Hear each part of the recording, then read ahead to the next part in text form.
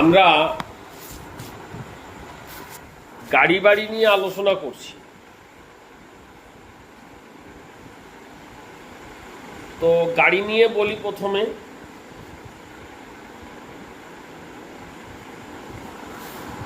কোনো একটা বিষয়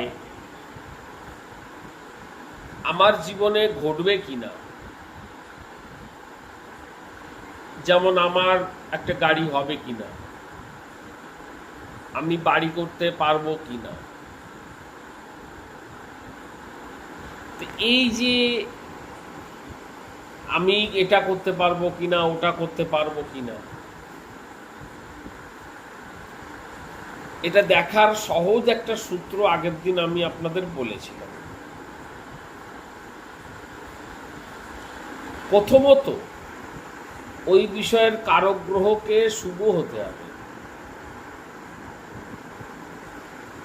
কারক গ্রহ জন্মছকের যেখানেই থাকুক না কেন শুভ হতে হবে। নাম্বার 2, ওই বিষয়টা যে ভাবের মধ্যে আমরা যে ভাবের থেকে বিচার করি সেই ভাবকে শুভ হতে হবে এবং সেই ভাবের অধিপতিকে বলশালী হতে হবে।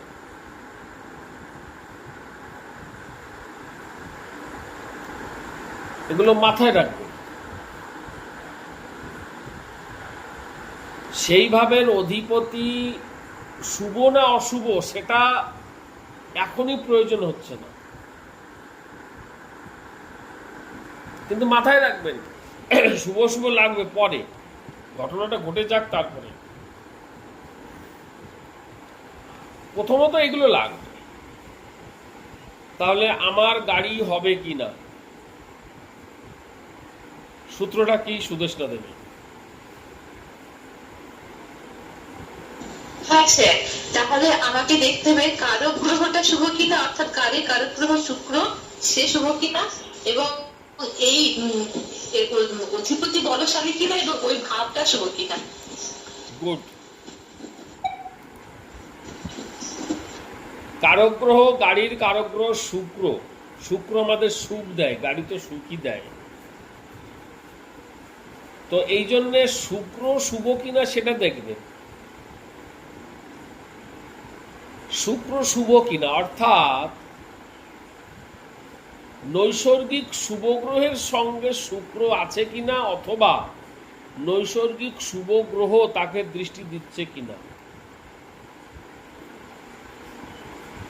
অশুভ গ্রহ থাকতে পারে, শুক্রের সঙ্গে অশুভ গ্রহ থাকতে পারে, অশুভ গ্রহ দৃষ্টি দিতেই পারে।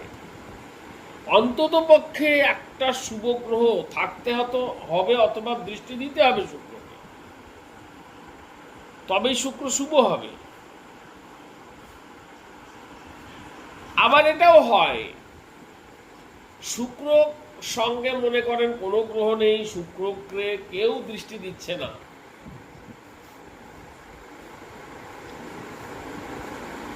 কিন্তু শুক্র একা বসে আছে কোনো একটা ভালো ভাবের মধ্যে।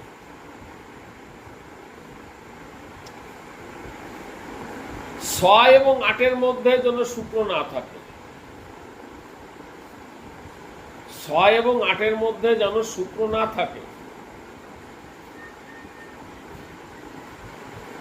দ্বাদশের শুক্র থাকলেও কিন্তু গাড়ি দেবে, অসুবিধা নেই, কিন্তু 6 এবং 8-এর মধ্যে শুক্র থাকলে গাড়ি দেওয়ার ক্ষেত্রে সমস্যা আসে। আর যদি 6-8-এর মধ্যে শুক্র থাকে সেখানে যেন শুক্রকে কোনো শুভ গ্রহ তার সঙ্গে থাকে অথবা যেন দৃষ্টি দেয়, তবেই গাড়ি হবে।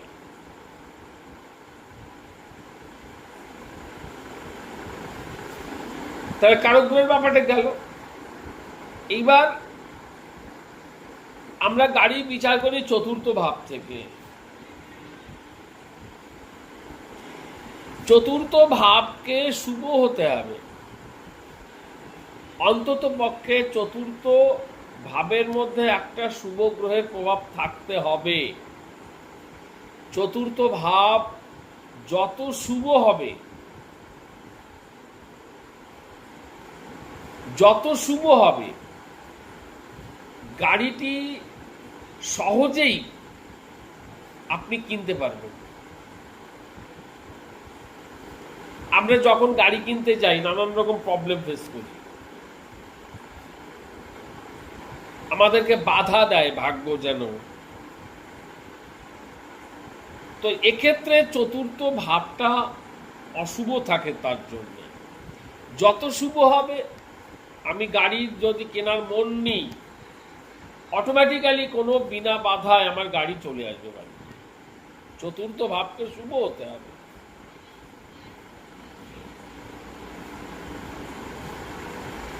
আপনি বলতে পারেন, স্যার আমার যদি পয়সা না থাকে আমার গাড়ি বিনা বাধায় চলে আসবে চতুর্থ ভাব শুভ হলে। কিন্তু আপনি চিন্তা করুন, আপনার কাছে পয়সা না থাকলে আপনি গাড়ি কেনার স্বপ্ন আপনার থাকবে কি করে? আপনি তো স্বপ্নই দেখবেন না। আর যদি মনে করেন আপনার মধ্যে স্বপ্ন তৈরি হয়ে গেছে অথচ আপনার পয়সা নেই, আপনি মনে রাখবেন আপনার গাড়ি পয়সা ছাড়াই বাড়ি আসবে। মনটা দরকার।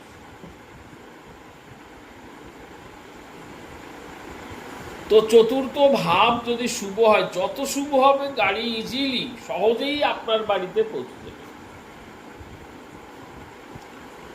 এবার চতুর্থ পতিকে সবল হতে হবে।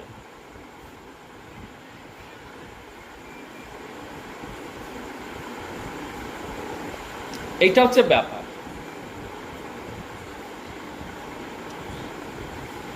এইবার আসি আমরা এই যে শুক্র যুক্ত চতুর্থ ভাব বললাম, এর সঙ্গে আরো দুটো ঘর আমাদেরকে যুক্ত করতে হবে। চতুর্থ ভাবের একাদশ ভাব, দ্বিতীয় ভাব।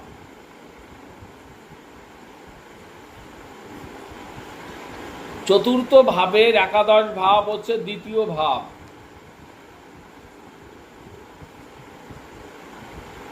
জন্মছকের মধ্যে যদি কারোর দ্বিতীয় পতি যত বলশালী হবে, দ্বিতীয় পতি যত বলশালী হবে, গাড়ির স্ট্যান্ডার্ড তত ভালো হবে।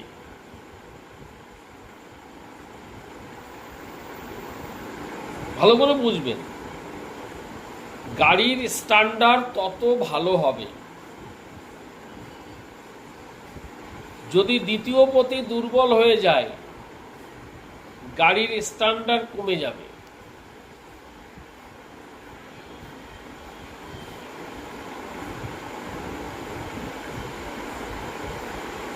আমি বোঝাতে পেরেছি আপনাদের? আমরা একটা গাড়ি কিনতে গেলে আমরা কি করি?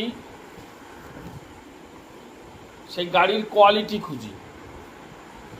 সেটা কি ওল্ড মডেল হবে না নিউ মডেল হবে, এই যে ব্যাপার খোঁজার চেষ্টা করি আমরা, তাই না? আর বিভিন্ন কোম্পানির উপরে গাড়ির স্ট্যান্ডার্ড ডিপেন্ড করে।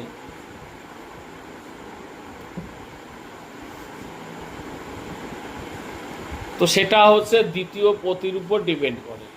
দ্বিতীয় পতি আমার কতটা বলশালী বা দুর্বল।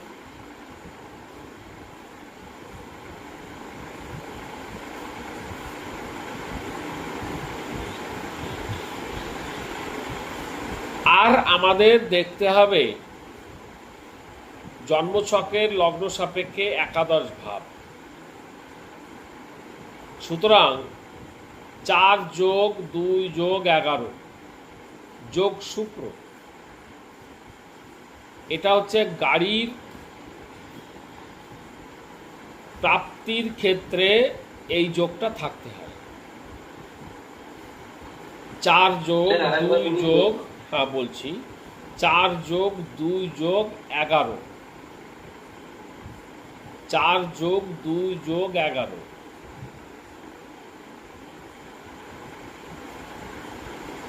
4+2+11 শুক্র, এই যে যোগটা বললাম এটা হচ্ছে গাড়ি, আমার যে গাড়ি হবে গাড়ির কেনার যোগ। যদি কারো জন্মছকে 2+4+11 শুক্র থাকে তাহলে তার গাড়ি হবে।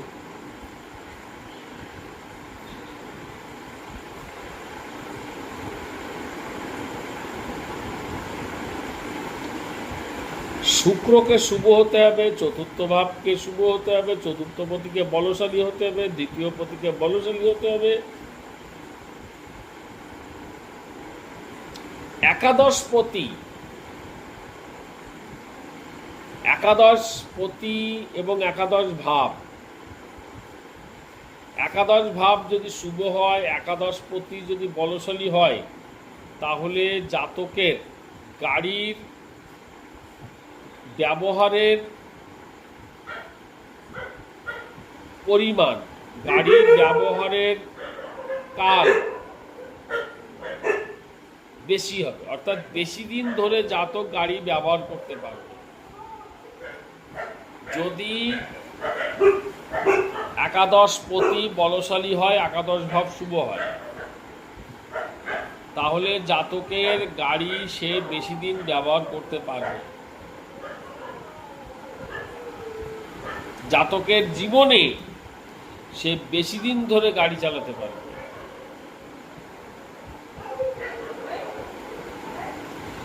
মনে রাখবেন এটা কিন্তু 4 চাকার গাড়ির কথা বলছি।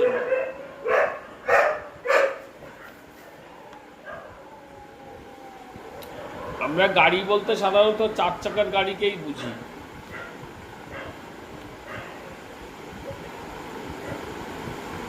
দুই চাকার গাড়ির ক্ষেত্রে শুক্রের সঙ্গে মঙ্গলের একটা সম্পর্ক দরকার। মোটর সাইকেল যাকে বলি, স্কুটি যাকে বলি আমরা, শুক্রের সঙ্গে মঙ্গলের একটা কম্বিনেশন থাকা দরকার।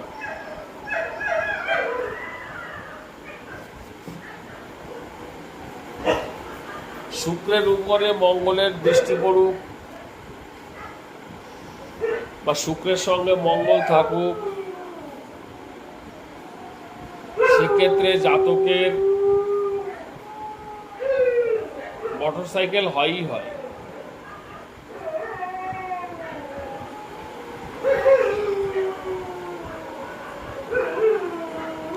আমাদের প্রত্যেকের বাড়িতে কম বেশি মোটরসাইকেল থাকে, আমরা কিনে থাকি। আপনারা খেয়াল করবেন ওই ধরনের জন্মছকের মধ্যে সাধারণত, সবসময় বলবো না, সাধারণত মঙ্গলের সঙ্গে শুক্রের একটা সম্পর্ক থেকেই থাকে।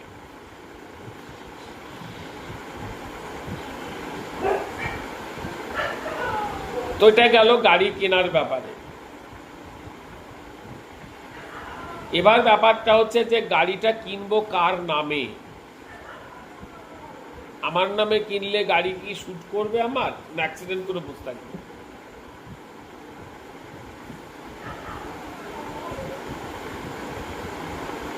চতুর্থ ভাবের মধ্যে কোন গ্রহ বসেছে? চতুর্থ ভাবের মধ্যে কোন গ্রহটা বসে আছে?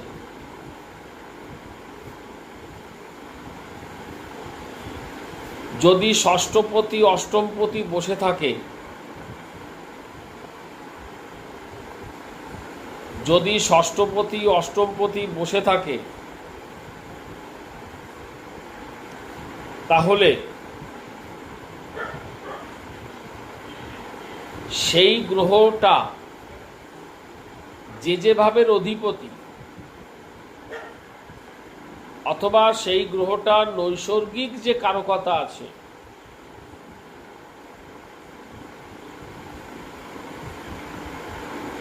সেই নৈসর্গিক কারক ব্যক্তিদের নামে গাড়ি কিনতে নেই।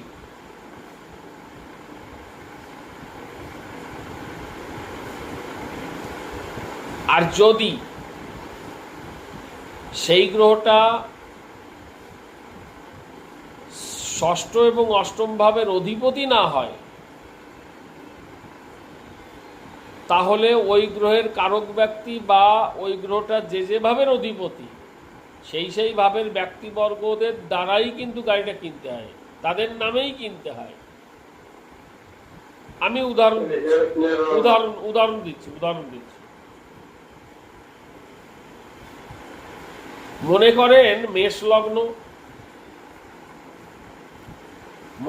মেষ লগ্ন, চতুর্থ ভাবের মধ্যে স্বয়ং শুক্র বসে রয়েছে, কর্কট রাশিতে শুক্র বসে রয়েছে।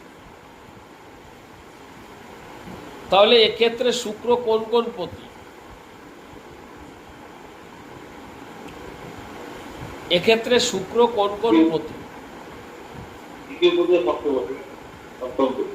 দ্বিতীয় পতি, সপ্তম পতি।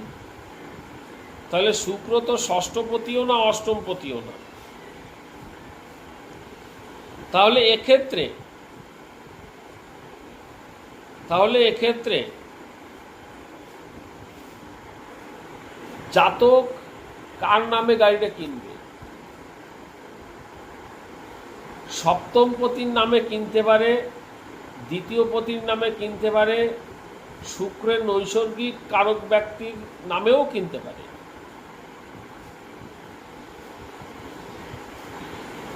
শুক্রর নৈসর্গিক কারক ব্যক্তি কারা? শুক্র হচ্ছে স্পাউসের কারক গ্রহ, মানে স্ত্রীর কারক গ্রহ। আমি স্ত্রীর নামে কিনতে পারি। শুক্র হচ্ছে আমার প্রেমের কারক গ্রহ, সুতরাং প্রেমিক বা প্রেমিকার নামে আমি গাড়ি কিনতে পারি। শুক্র সপ্তম ভাবের অধিপতি, সুতরাং সপ্তম ভাব থেকে আমরা আমাদের পার্টনার, আমার স্পাউস বিচার করি, তার নামে গাড়ি কিনতে পারি। দ্বিতীয় ভাবের অধিপতি, সুতরাং পরিবারের নামে গাড়ি কিনতে পারি। পরিবার বলতে এক্ষেত্রে বাবা মার নামে গাড়ি কিনতে পারি, অসুবিধা নেই, ঠিক আছে। পরিবারের কোনো একজন ব্যক্তির নামে আমি গাড়ি কিনতে পারি। আর যদি মনে করেন এটা বিষলগ্ন, সিংহ রাশিতে শুক্র বসে রয়েছে,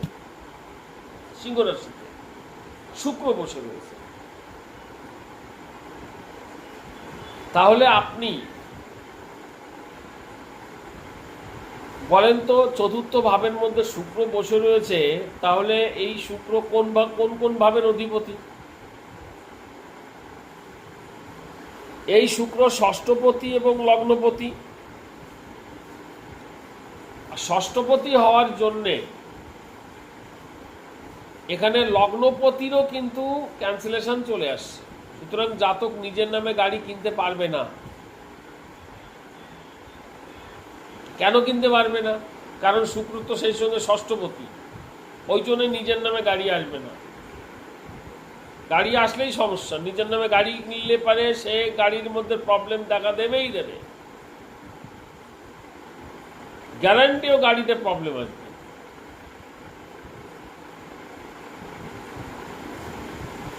এবং শুক্রের কারক গ্রহ অন্ততপক্ষে প্রেমিক, স্পাউস মানে স্ত্রী, তার নামেও গাড়ি কেনা যাবে না। কিন্তু এখানে যদি মঙ্গল,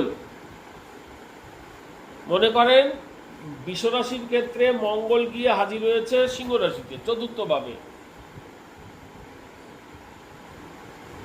সেক্ষেত্রে মঙ্গল হচ্ছে আপনার সপ্তম পতি এবং দ্বাদশপতি। সুতরাং গাড়ি কিনলে কার নামে কিনবো? গাড়িটা কিনবো আমার স্পাউসের নামে। অবশ্যই গাড়িটা হয় আপনি বহু দূর থেকে কিনবেন, না হলে বিদেশে থাকাকালীন অবস্থায় কিনবেন, মানে দূরবর্তী স্থানে থাকাকালীন অবস্থায় কিনবেন, আর না হলে বিদেশি ব্র্যান্ডের গাড়ি আসবে আপনার, কারণ দ্বাদশপতি তো মঙ্গল।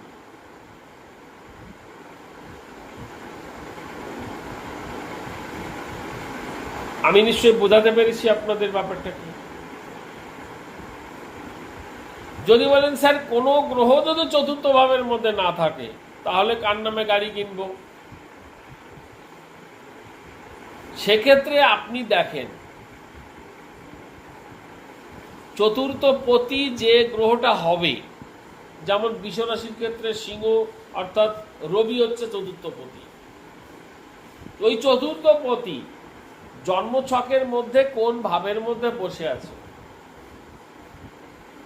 কোন ভাবের মধ্যে বসে আছে, সেই ভাবের থেকে আমরা যাদেরকে বিচার করি তাদের নামে গাড়ি কেনাটা শ্রেয়, উচিত।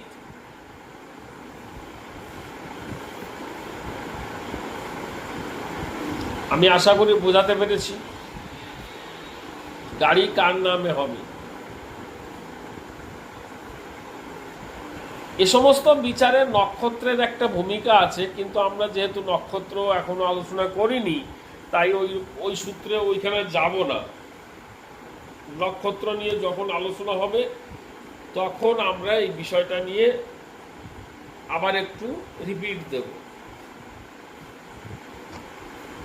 আর ততদিনে আপনাদের বোধগম্যতা চলে আসবে।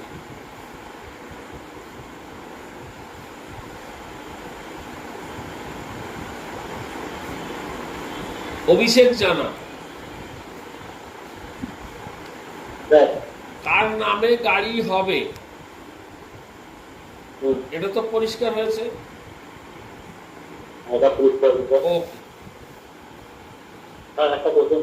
হ্যাঁ, আপনি তখন বলছিলেন যেরকম যে চতুর্থ সূত্র যদি বসে, সূত্র কারোর সাথে যদি কোনো পুরোগ্রহের সাথে যদি থাকে বা পুরোগ্রহে যদি দৃষ্টি করে বা সূত্র যদি একা হয়, এরকম আমি যদি কোনো গ্রহ পুরোগ্রহের সাথে অবস্থান করে কিন্তু সেই পুরোগ্রহ যদি তার যদি শত্রু হয় তাহলে সেক্ষেত্রে কি হবে? হ্যাঁ, চতুর্থ শুভ গ্রহের সঙ্গে থাকে, তারপরে কি বলা হয়েছে? পুরোগ্রহের সাথে তার গ্রহটি রয়েছে কিন্তু পুরোগ্রহটি তার শত্রু। আরে শত্রু মিত্র হোক ওটা কোনো ব্যাপার না,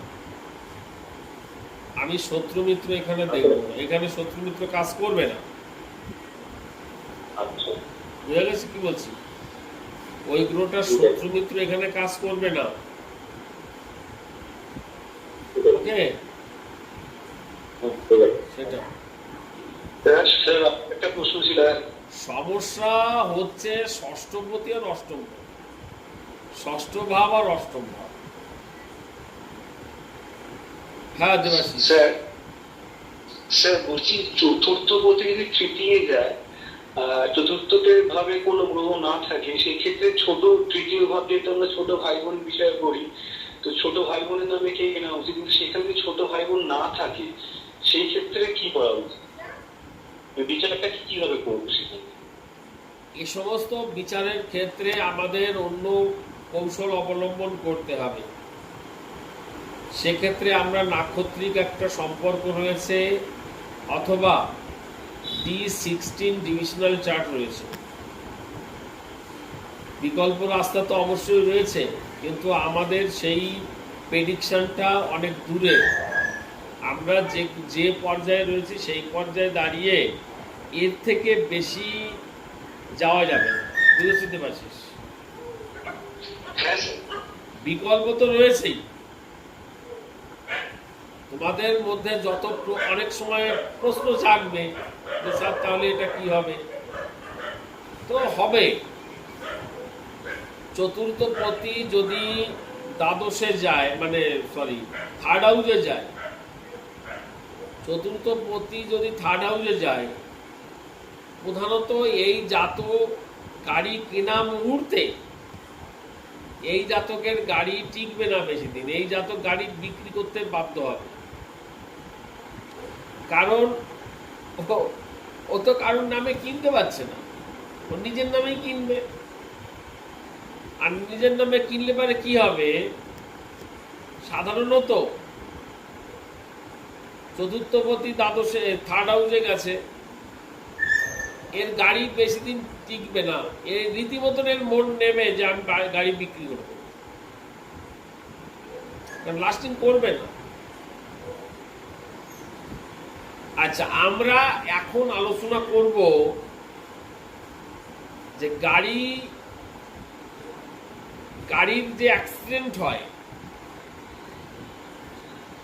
এই গাড়ির অ্যাক্সিডেন্টটা আমরা কি করে বুঝবো যে এই গাড়ি অ্যাক্সিডেন্ট হবে?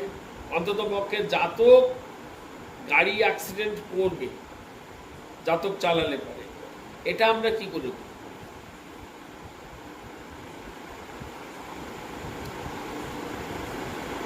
আচ্ছা, এই আলোচনা যাওয়ার আগে কারোর কাছে কোনো কোশ্চেন আছে কিনা শুনে নি।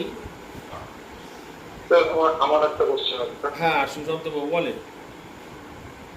বলছি যে আমরা তো এটা 4 হুইলার গাড়ি করলাম, যদি ভারী লরি বা ট্রাক এগুলো, হ্যাঁ, এটা একটা ভালো কথা বলেছেন, এটা একটা ভালো কথা বলেছেন। আমার জীবনের ঘটনা, আমি বলছি, ঘটনা রয়েছে, আমি বলছি, আমাকে বলতে দিন।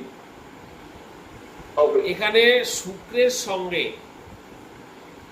শুক্র যেহেতু গাড়ির কারক গ্রহ, সুতরাং শুক্রের সঙ্গে যে সমস্ত গ্রহরা যুক্ত থাকবে, অথবা এই যে 4 যোগ 11 যোগ 2 যে কম্বিনেশন বললাম, এই কম্বিনেশনে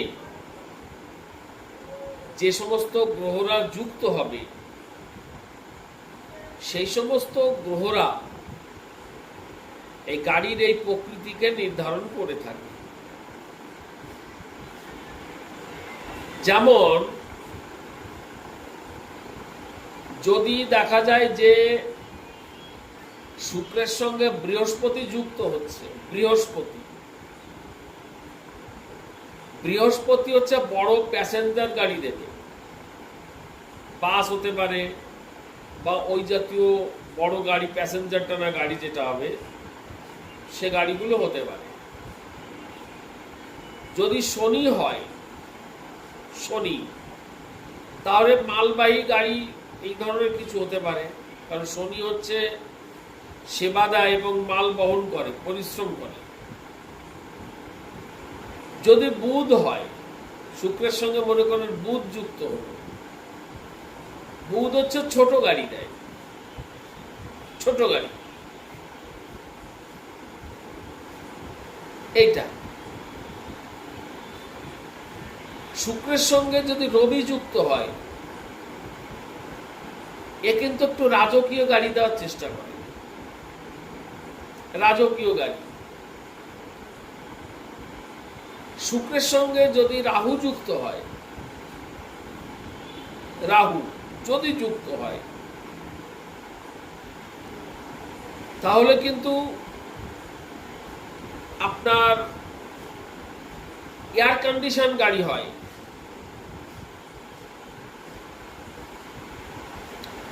শুক্রের সঙ্গে যদি কেতু যুক্ত হয়,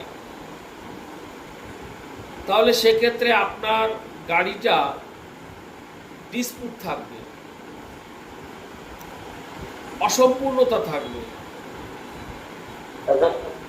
গাড়ির সঙ্গে শুক্রের সঙ্গে যদি কেতু থাকে, তাহলে সেক্ষেত্রে আপনার গাড়ির মধ্যে সমস্যা থাকবেই থাকবে। এই গাড়িটা যদি গুপ্ত যারা কাজ করে, মানে গোপনীয়তার সঙ্গে যারা কাজ করে, যে সমস্ত কাজ করে, যেমন সিআইডি আছে বা ওই কেন্দ্রিক তদন্তকারী যে সমস্ত বাহিনীগুলো রয়েছে, তারা যদি এই গাড়িটা ব্যবহার করে, তাহলে কিন্তু সেই ডিসপুটটা থাকে না। খেয়াল করবেন কতগুলো। শুক্রের সঙ্গে যদি শনি থাকে, তাহলে গাড়িটা ওল্ড মডেল বা পুরনো গাড়ি হতে পারে, বা মালবাহী গাড়ি হতে পারে। শুক্রের সঙ্গে যদি চন্দ্র থাকে, তাহলে গাড়িটা সাধারণত সৌন্দর্যমণ্ডিত হয়, মানে আকর্ষণীয় গাড়ি হয় শুক্র চন্দ্র যদি থাকে।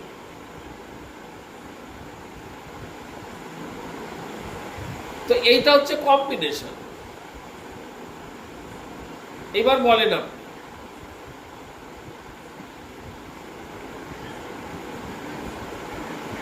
হ্যাঁ স্যার, সুশান্তবাবু বলেন, আপনি বলেন। শুক্র মঙ্গল হ্যাঁ?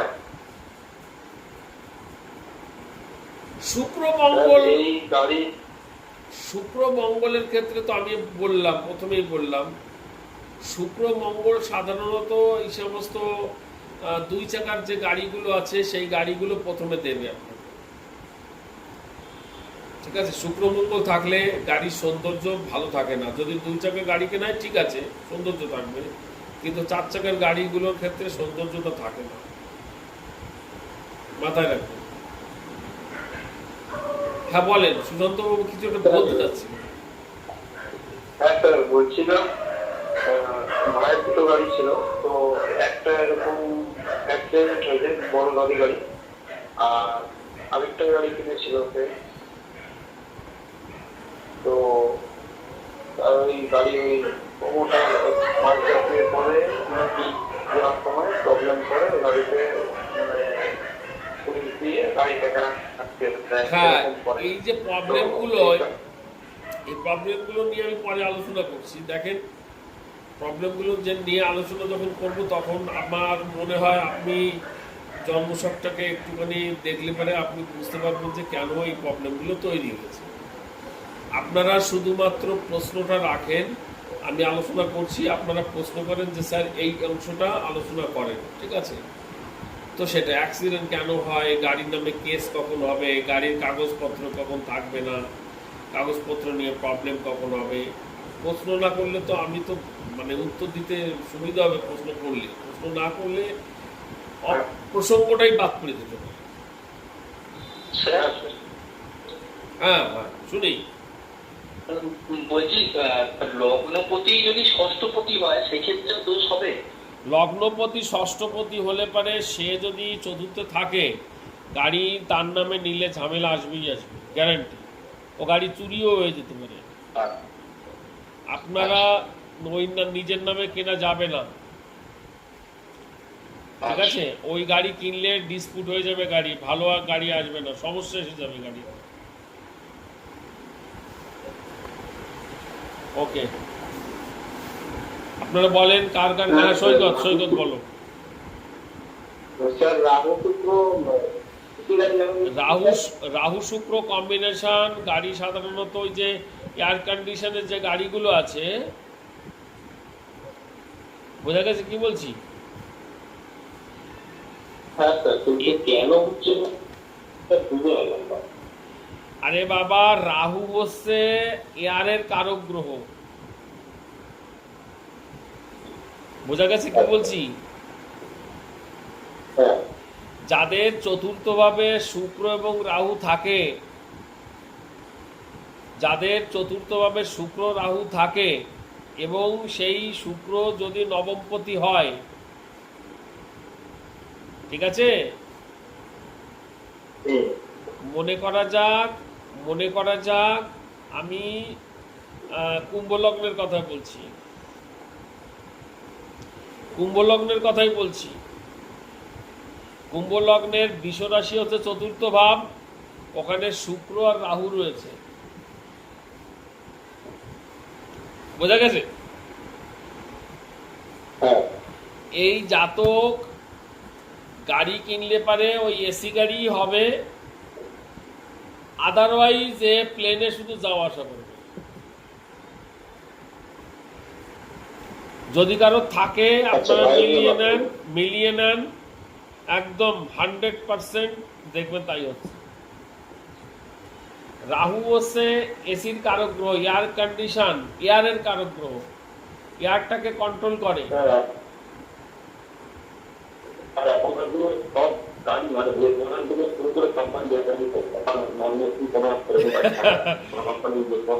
হ্যাঁ, সে তো ওটা হয়, ওটা হয়।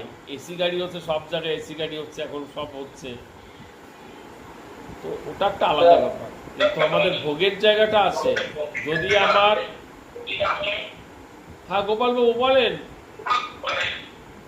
বলছি আমার তো কুম্ভলগ্ন, হ্যাঁ আমার কুম্ভলগ্নে বিশ্বরাশির ঘরে মানে চতুর্থ নম্বর ঘরে আমার শুক্র সিংহে বসে আছে। হ্যাঁ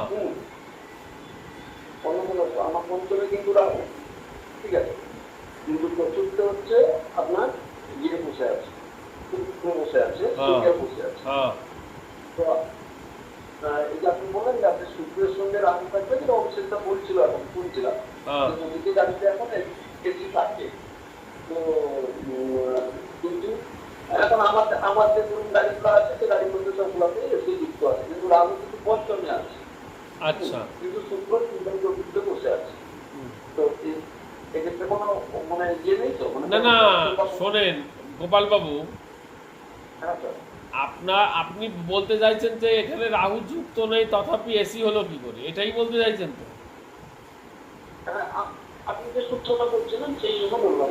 হ্যাঁ, এক্ষেত্রে আমি আরো একটু আগে একটা কথা বলেছি যে এক্ষেত্রে নক্ষত্রের তো একটা ব্যাপার আছে, এক্ষেত্রে নক্ষত্রের তো একটা ব্যাপার আছে। আর 2 নম্বর হচ্ছে D16 বলে একটা চার্ট আছে, ওই চার্টটা ফলো করলে আপনার কেন গাড়ি এসি সেটা বলে দেবে আর কি। বোঝা গেছে? এখানে জন্মছক থেকে এই বিচার করা যাবে না। জন্মছক থেকে আমি যে সূত্রটা দিয়েছি সেই সূত্রই শুধু কাজ করবে।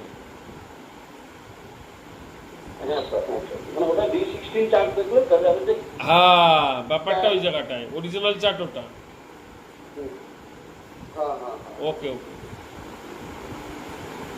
না, আমার লাস্ট কথা এখন আপনি বললেন যে দুজনে ছোট বাড়ি হবে, শনি হলে ভারী গাড়ি বড় বাড়ি হবে। আচ্ছা, এইটা কি যুক্ত হলে ওই দৌড়কে যুক্ত থাকবে না? আমি প্রথমেই বলেছি গাড়ি হতে গেলে শুক্রকে শুভ হতে হবে, চতুর্থ ভাব শুভ হতে হবে, চতুর্থপতিকে বলশালী হতে হবে। তারপরে বলেছি 4 যোগ 2 যোগ 11 এই কম্বিনেশন তো থাকতে হবে। তারপরে তো আমরা দেখব যে কি ধরনের গাড়ি হবে। না স্যার, আমি ওটা বলছি না। বললেন আপনি উপহারগুলো দিলেন, উদাহরণগুলো দিলেন হ্যাঁ যে এইটা থেকে এই প্রকৃতি গাড়ি হবে, তো ওইটা কি ওর সাথে বসে থাকবে নাকি যেরকম মানে না না, ওরকম নয়, ওরকম নয়। আমি কি বলেছি, এই যে কম্বিনেশন বললাম না 4 যোগ 2 যোগ 11, যখন এই যে যোগ দেখা হবে তখন এই গ্রহগুলো চলে আসবে অটোমেটিক্যালি। আচ্ছা, ওটাই বলছি যোগ দেখবে, ওই যোগটা দেখতে হবে, যুক্ত না। ঠিক আছে, সেইটা। হ্যাঁ,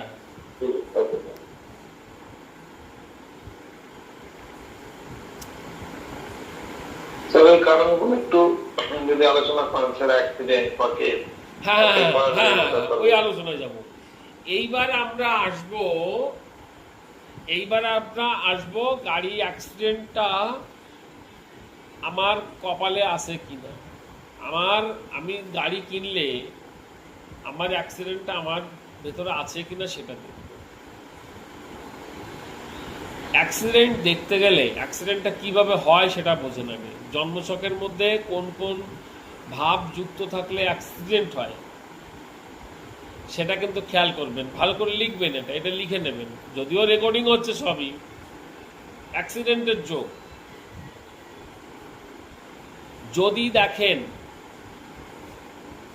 চতুর্থ ভাবের সঙ্গে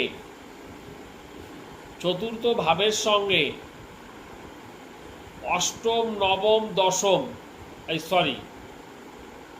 চতুর্থ ভাবের সঙ্গে নবম দশম একাদশ ভাব যুক্ত হচ্ছে, যদি কারোর জন্ম ছকে চতুর্থ ভাবের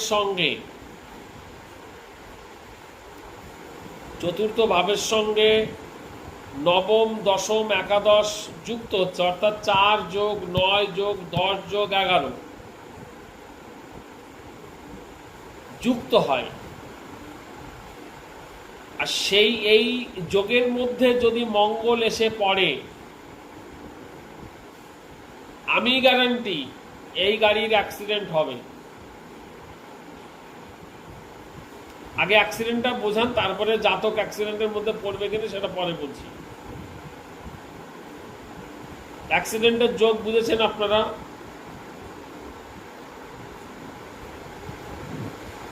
অ্যাক্সিডেন্টের যোগটা হলো কি করে? 4 যোগ 9 যোগ 10 যোগ 11। যদি আপনাদের কারোর গাড়ি অ্যাক্সিডেন্ট হয়, আপনার হওয়ার দরকার নেই, গাড়ি অ্যাক্সিডেন্ট হয়েছে আপনার, তাহলে আপনার জন্মছকটা দিন, আমি দেখাচ্ছি কি করে 4 যোগ 9 যোগ 10 যোগ 11 আছে।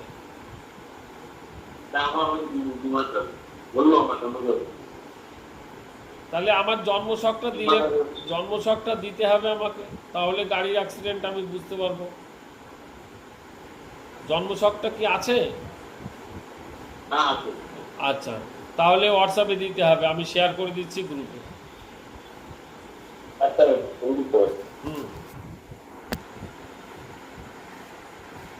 সবাই লিখে নিন, 4 যোগ 9 যোগ 10 যোগ 11, এটা হচ্ছে গাড়ি অ্যাক্সিডেন্টের যোগ। এই যোগের সঙ্গে মঙ্গলকে থাকতে হয়, তবেই গাড়ি অ্যাক্সিডেন্টটা হয়। নাম্বার 2,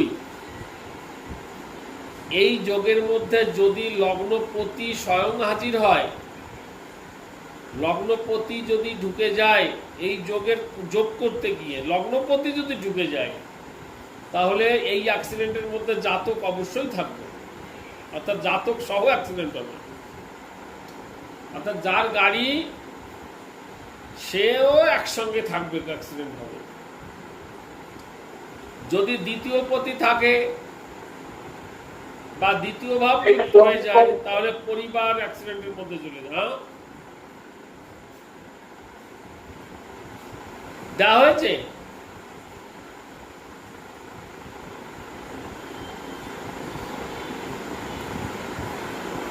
অভিষেক জানা,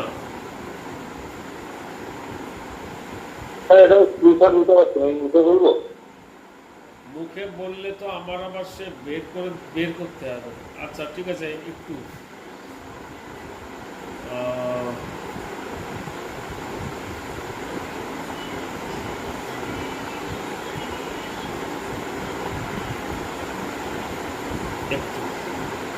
নিজের ছক তো? হ্যাঁ, আমার নিজের ছক। আচ্ছা ঠিক আছে। অভিষেক,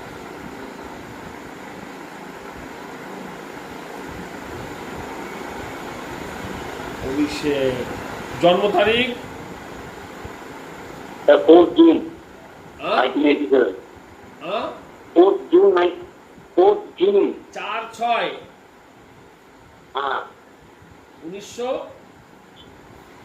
1987। ওকে, 4/6/1987। সময় রাত 8:10 PM। কোথায়? কলকাতা। ওকে ওকে, ঠিক আছে, আমি বের করছি। ওকে,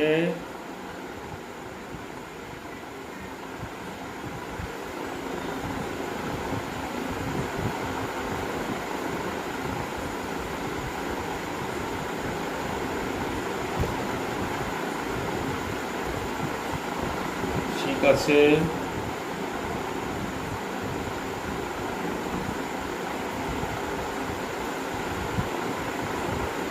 অভিষেক,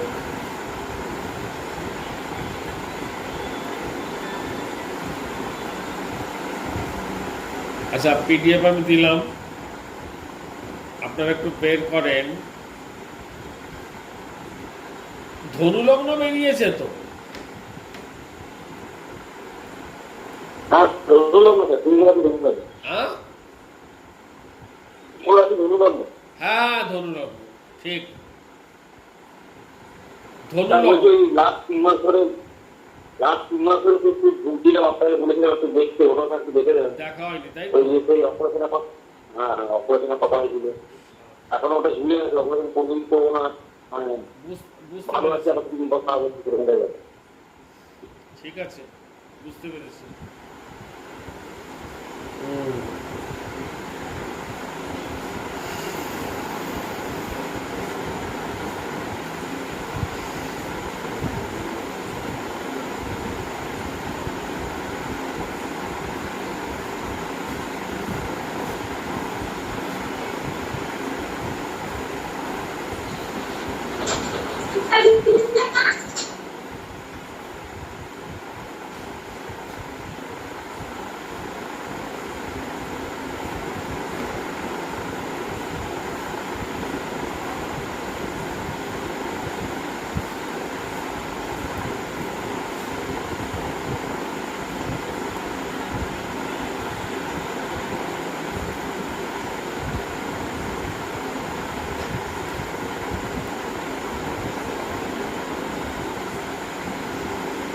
হ্যাঁ, সবাই বের করেন।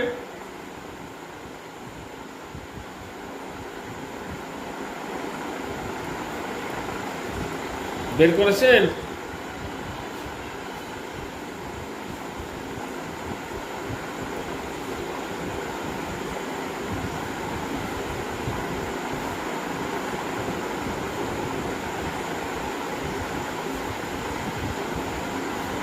আপনারা সবাই বের করেছেন তো? হ্যাঁ স্যার, বের করেছি। গুড, খুব সুন্দর।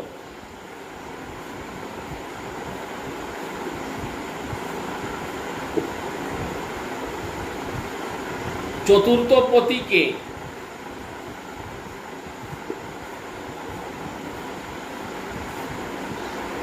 বলেন, চতুর্থ পতিকে? বৃহস্পতি স্যার।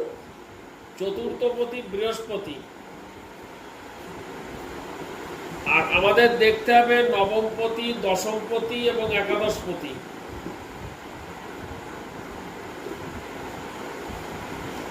নবমপতি, দশমপতি, একাদশপতি, আগে এইটুকু দেখেন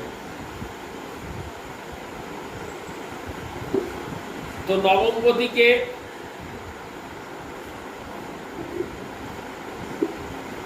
রবি স্যার। নবমপতি রবি, দশমপতি বুধ, দশমপতি বুধ, বোঝা গেছে? হ্যাঁ স্যার। আর একাদশপতি শুক্র।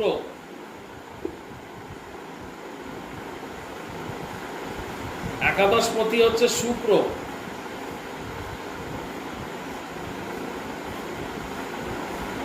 কি বোঝা গেছে? হ্যাঁ স্যার। ওকে, এবার আমরা দেখব যে চতুর্থ স্থানে বসে রয়েছে বৃহস্পতি এবং রাহু।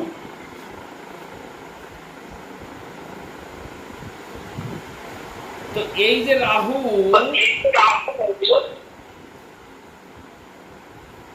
এই রাহু শনিকে দৃষ্টি দিয়ে রেখেছে। মিউট করে দিন, গোপালবাবু মিউট করেন, গোপালবাবু মিউট করে দিন।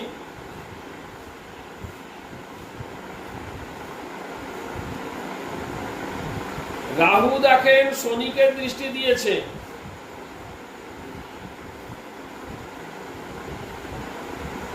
দেখেছেন?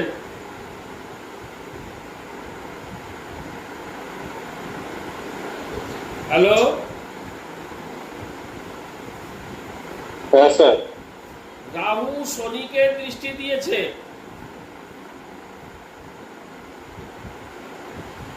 এবং রাহু শুক্রকে দৃষ্টি দিয়েছে।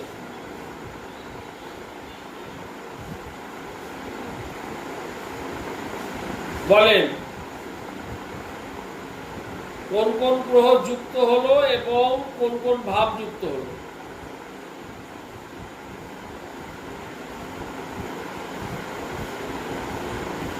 চার, দুই, তিন, 12, 4, 2, 3, 4, 5, 11, 12।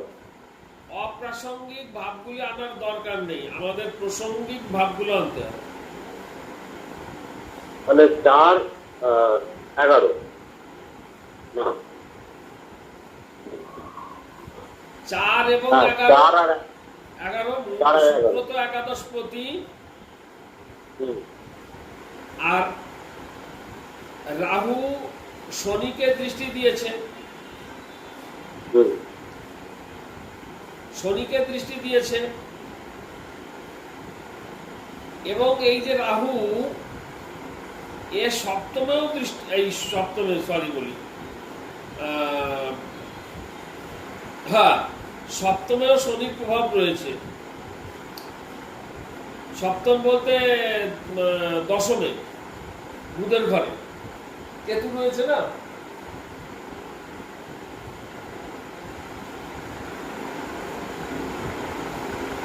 দেখেন শনির দৃষ্টি দিয়েছে রবি এবং চন্দ্রকে,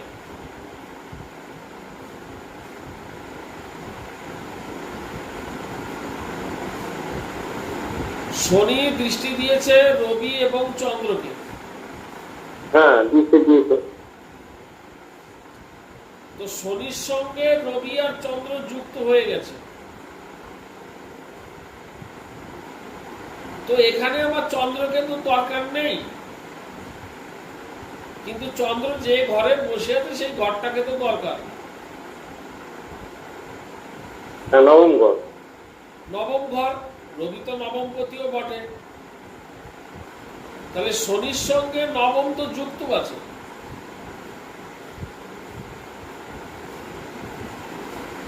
আমি বোঝাতে পারিনি।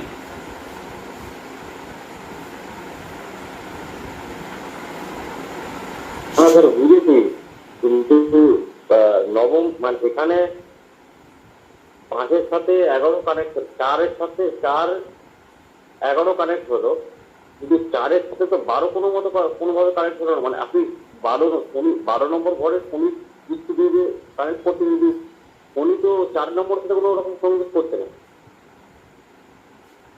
আরে কি মুশকিল! আপনাদের আমি গ্রহ সম্বন্ধ পড়াইনি,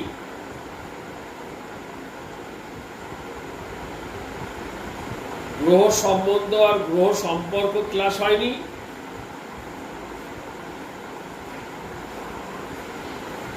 হ্যাঁ স্যার, হয়েছে। তো সেটা ভুলে গেলে চলবে না, সেটা তো লাগবে। আমি বোঝাচ্ছি শনিকে কেন ধরেছি। শনি এমন একটা গ্রহ যে রবিকে দেখছে, আবার রবির জায়গাটাকেও দেখছে।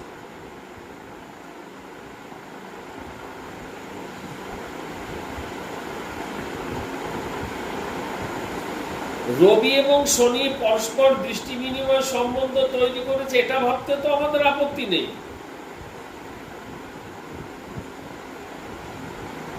সেটা বুঝতে পারছি। তাই না? রবি এবং শনি পরস্পর দৃষ্টি সম্বন্ধ তৈরি করেছে, সুতরাং শনির মধ্যে ওই নবম ভাবের কারকত্ব চলে এসেছে, কারণ রবির সঙ্গে তার সম্পর্ক তৈরি হয়েছে। তাহলে রাহু যখন শনিকে দৃষ্টি দিয়েছে, তো নবম ভাব তোর সঙ্গে যুক্ত হচ্ছে শনির সঙ্গে।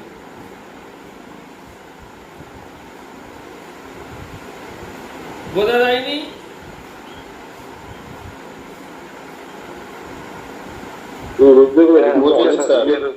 শনির সঙ্গে রবির সম্বন্ধ, দৃষ্টি বিনিময় সম্বন্ধ তৈরি হয়েছে,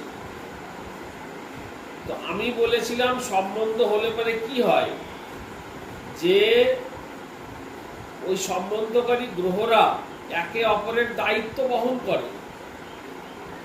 যেমন রবির সঙ্গে দ্বিতীয় ভাব এবং তৃতীয় ভাব যুক্ত হয়ে গেছে, কারণ শনি কিন্তু দ্বিতীয় এবং তৃতীয় ভাবের অধিপতি। আবার শনি কিন্তু নবম ভাবকেও যুক্ত করেছে, কারণ রবি নবম পতি।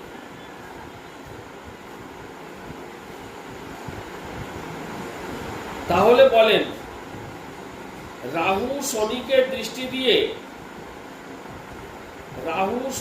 দৃষ্টি দিয়ে ও নবমকে যুক্ত করলো কিনা? হ্যাঁ স্যার, চলে বুঝতে পেরেছি। ওকে। ওদিকে শুক্রকে দৃষ্টি দিয়ে রেখেছে, শুক্রকে ও দৃষ্টি দিয়ে রেখেছে, বুঝতে পারছেন?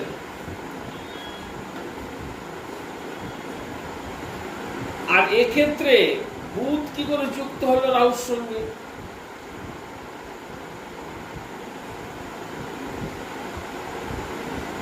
এখানে বেশ সপ্তম দৃষ্টি। আপনারা না সপ্তম দৃষ্টিও না, দেখেন আপনারা, হ্যাঁ ঠিকই বলেছেন সপ্তম দৃষ্টি, কারণ রাহু তো সপ্তমের দৃষ্টি দিতে আমার মতে দেয় না, কারণ কেতু রয়েছে না, কেতুর উপর রাহু কোনো দৃষ্টি দেয় না। বাট বৃহস্পতি কিন্তু দৃষ্টি দিচ্ছে, হ্যাঁ ওটাই বলুন, সপ্তম দৃষ্টি। বৃহস্পতির দৃষ্টি দিচ্ছে, যার কারণে ওই বৃহস্পতির কাছ থেকে সপ্তম ভাব ও কিন্তু নিয়ে নিচ্ছে, অর্থাৎ দশম ভাবটা নিয়ে নিচ্ছে। আদারওয়াইজ আরেকটা সূত্র আছে, যেটা নাক্ষত্রিক সূত্র, সেটা আপনাদের আমি বললাম না, নাক্ষত্রিক সূত্র আছে। তো নাক্ষত্রিক সূত্রটা আমি এই মুহূর্তে বোঝাচ্ছি না, কারণ বুধ কিন্তু সে দশমপতি হয়েও বুধ কিন্তু রাহুর নক্ষত্রে বসে আছে। খেয়াল করেছেন, রাহুর নক্ষত্রে বুধ বসে রয়েছে। তো এই নাক্ষত্রিক সম্বন্ধটা আমরা না গেলেই হলো আর কি। তো এক্ষেত্রে আমরা দেখতে পাচ্ছি যে রাহুই হচ্ছে সর্বনাশের মূল কারণ।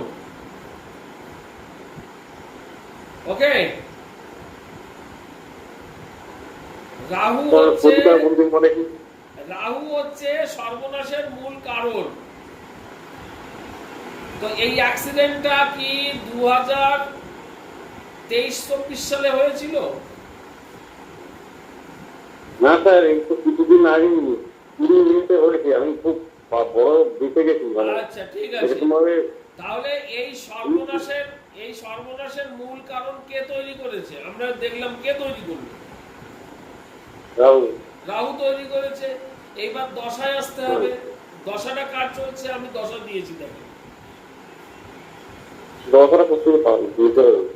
কার মহাদশা চলছে? রাহুর মহাদশা 2023 থেকে শুরু হয়েছে।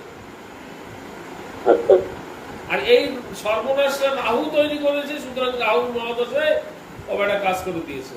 এবং রাহু কিন্তু তখন ওই মীন রাশিতেই ছিল, এখন আবার এটা সরে এসেছে।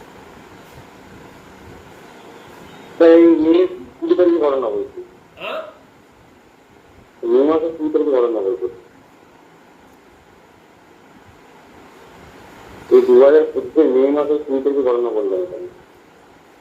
আসলে বিষয়টা কি, রাহুর দশায় হচ্ছে, তো রাহু যেহেতু এই ষড়যন্ত্রের কারণ, গোচর বাদ দিন, অসুবিধা নেই। তো রাহু, হ্যাঁ বলছি রাহুকে বাদ দিয়েও তো কানেকশন একটা হচ্ছে, হতে পারে, মানে কিন্তু রাহু যেহেতু এর সঙ্গে রয়েছে, আমি আবার বলছি, উনার মানে উনার কিন্তু আবার কিন্তু অ্যাক্সিডেন্ট হবে স্যার। যখন বৃহস্পতির অন্তর্দশা আসবে না, বৃহস্পতির অন্তর্দশা, শনির অন্তর্দশা, এগুলো কিন্তু খুব একটা ভালো যাবে না। এখানেও আবার প্রবলেম আসবে, কিন্তু মানে বড় অ্যাক্সিডেন্ট হবে না, ছোট ছোট অ্যাক্সিডেন্ট হবে কিন্তু। স্যার আমি রাহুকে বাদ দিয়ে যে কানেকশনটা বলবো, এটা হচ্ছে কিনা একবার বলবেন তো? মানে বৃহস্পতি নবম দৃষ্টিতে শনিকে দেখছে, হ্যাঁ বৃহস্পতি নবম দৃষ্টিতে শনিকে দেখছে, এই শনি দশম দৃষ্টিতে নবমকে দেখছে, মানে 9-এর সঙ্গে আর এবং বৃহস্পতি সপ্তমেও দশমেও দেখছে, তাহলে 10-9 যুক্ত হলো। হ্যাঁ বৃহস্পতি শনিকে দেখছে আর শনি নবমে দেখছে, তাহলে 10-9 আর 4 যুক্ত হয়ে গেল। হ্যাঁ আর মঙ্গল চতুর্থ দৃষ্টিতে দশমে দেখছে, সঙ্গে বুধ আছে, তাহলে মঙ্গলও যুক্ত হয়ে গেল দশমের সঙ্গে। হ্যাঁ এটা মঙ্গল এগুলো তো অ্যাকচুয়ালি হ্যাঁ, মানে আমি বলতে চাইছি যে মানে এই কানেকশনটা ঠিক করেছি কিনা, মানে রাহুকে বাদ দিয়েও কিন্তু একটা কানেকশন হচ্ছে। হ্যাঁ মঙ্গল চতুর্থ রাহুকে বাদ দিয়ে কানেকশনটা আমরা দেখতে পারি, ঠিক আছে, কিন্তু খেয়াল করেন এই যে অ্যাক্সিডেন্টটা তৈরি করেছে, এই তৈরি করেছে কোন গ্রহটা তৈরি করেছে? সেটা রাহু, মানে আমি বলতে চাইছি এই কানেকশনটা আমি ঠিক করলাম কিনা ওটা জিজ্ঞেস করছি। মঙ্গল আপনার চতুর্থ দৃষ্টি দিয়ে ও দশমকে দেখছে, মঙ্গল দশমকে দেখছে, আবার সেই মঙ্গল কিন্তু বসে রয়েছে বুধের সঙ্গে। কথাটা বুঝতে পারছেন? হ্যালো, হ্যাঁ, এইবার এই মঙ্গলের সঙ্গে সম্পর্ক বৃহস্পতির করলেন কি করে, এটাই আমার প্রশ্ন। দুজনেই যেহেতু দশমে দেখেছে সেটার ক্ষেত্রে হবে না। হবে হবে আচ্ছা, কেন হবে ভালো করে বোঝেন, কেন হবে? কেতু আছে দশমে, এই জন্য হবে। ওখানে যদি কেতু না থাকতো তাহলে হতো না। আচ্ছা, মানে শুধু ফাঁকা ঘরে হলে হতো না। না না না, শুধু ফাঁকা করে ওইভাবে সম্পর্ক আমরা দেখতে পারি না।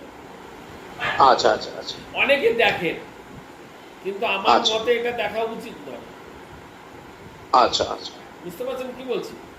মানে একই ঘরে যদি দুটো গ্রহ দৃষ্টি দেয় তাহলে সেক্ষেত্রে নিজেদের মধ্যে কোনো সম্পর্ক হয় না। নিজেদের মধ্যে সম্পর্ক হয় না কেন, অনেকে করেন, হতেই পারে, কিন্তু ওটা খুব দুর্বল কানেকশন।